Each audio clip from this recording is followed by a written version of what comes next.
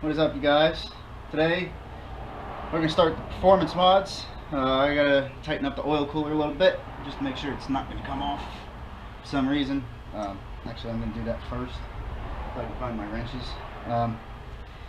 Then when we get all that done, we're going to pull the header off, the heat shield, the muffler. I got a new exhaust to put on it. We're going to paint this header. We might paint the heat shield too. I haven't decided yet. And then we're going to do some airbox mods, install the jet kit, and throw it all back together. I also got to put oil in this, so we're going to do that too before we get started on all the other fun stuff.